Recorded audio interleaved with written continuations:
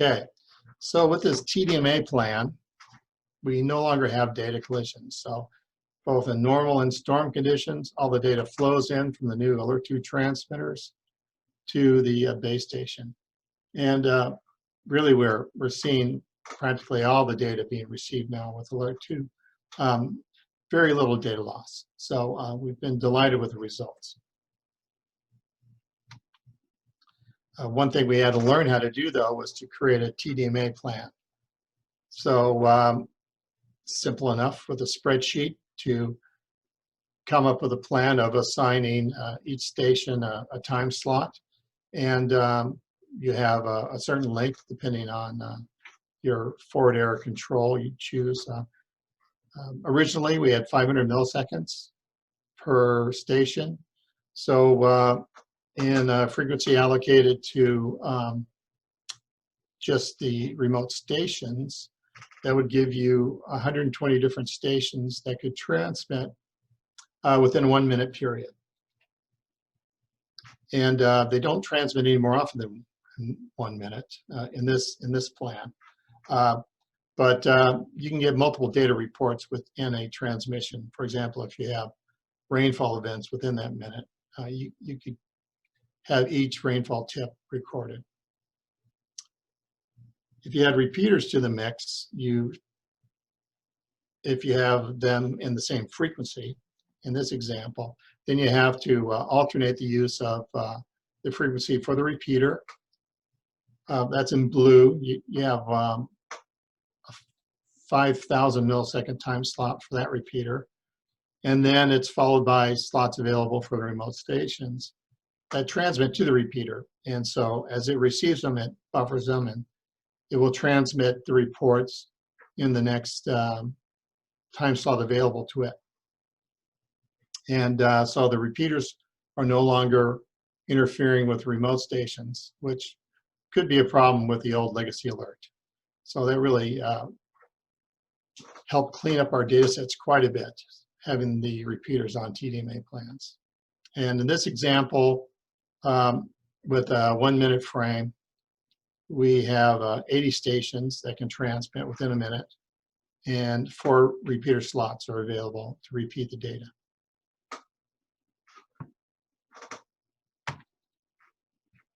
Okay, so we have some improvements to our sensors also with Alert 2. Sensor ID numbers are now standardized. For example, we use sensor ID 0 for rainfall, 1 for temperature, 2 for relative humidity, so on. Numbers greater than 8 for battery voltage are available to agencies to use as they wish. And each station has its unique ID. Okay, so the data resolution for the legacy alert was a very small number, between 0 and 2047. But with the Alert 2, we can now send data as an integer or a floating point.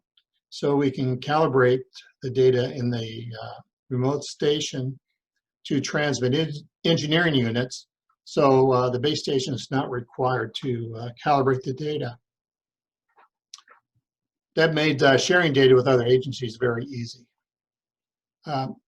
We put the timestamp of the data at the remote transmitter using GPS. So time of travel to deliver the data to the base station did not affect when the data was logged. With the legacy alert, we did not provide that. When the data arrived at the base station, we time-stamped it. And you can have multiple rainfall reports per packet, and the time offset is provided for each rain gauge tip, so you don't have any time resolution loss on the rain gauge data.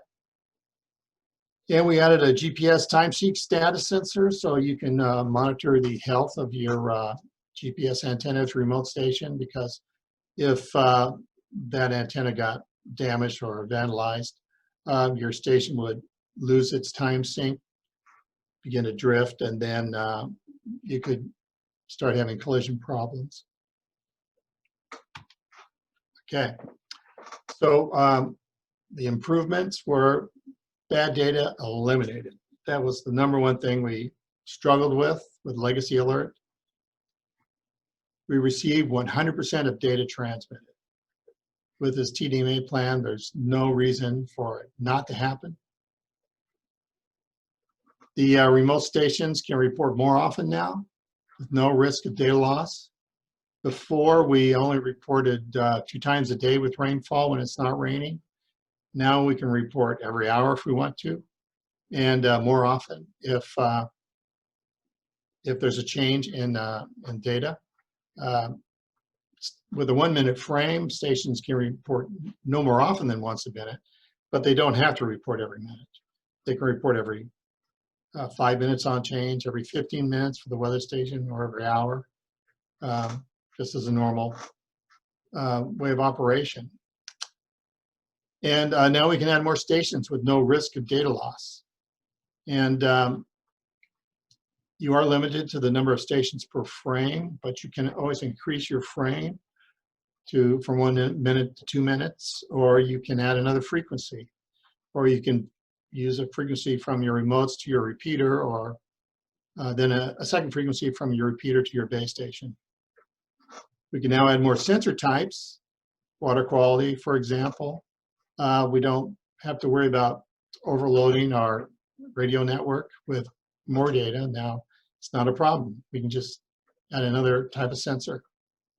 And we can even start doing some automated remote controls, turning on lights at low water crossings, where before we were facing bad data, triggering low water crossing lights coming on by error when there was no rain that occurred. It was just bad data.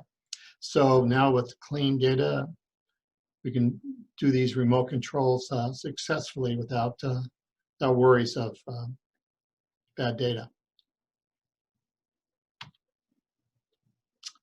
Here's an alert to repeater in a standpipe. So being a repeater, it has a big solar panel. Looks like it's 50 or 100 watts. It's got a receive antenna on top that's an omni and a transmit antenna that's directional. And it's in a burn area, as you can see.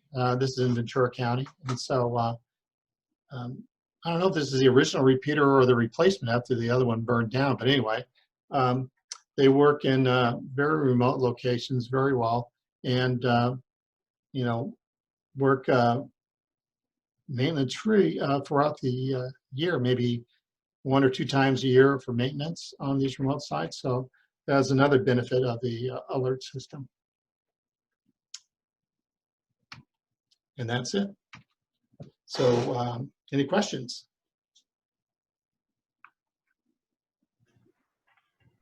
Well, we are giving it a minute for questions. It was a replacement. The original repeater did get burned during the... It did. Okay. Yeah. Okay. Doesn't seem like we have any questions right now. If something pops up, we can answer those later via text. Okay. Thank you, David. You're welcome. And thank you everybody else that has presented in the first half of our virtual meeting here. Really appreciate it. We are going to take an hour break. Oh, Dave, the question popped up. If you could come back. I'm going to go ahead and answer that live. You go to the Q&A.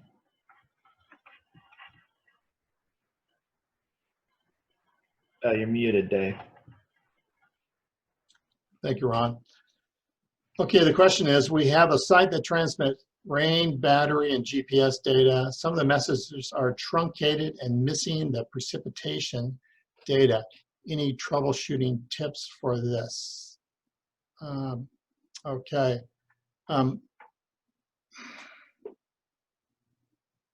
Some of the messages are truncated and missing the precipitation data. seems like the remote transmitter is doing this. Typically, when data gets truncated by radio interference, you get no data, you get no signal. So it sounds like it may be the remote transmitter that's having trouble preparing the message. And it could be that when it sees the its slot being full of data, it limits the amount of data that can be transmitted. So could be that you may need to talk to me about what you can do in your transmitters to do that. So it may be another vendor's equipment, so I'm not sure of that. So I recommend you give me an email or a call, and we can talk about it personally. Okay, next question, Dave Murdoch.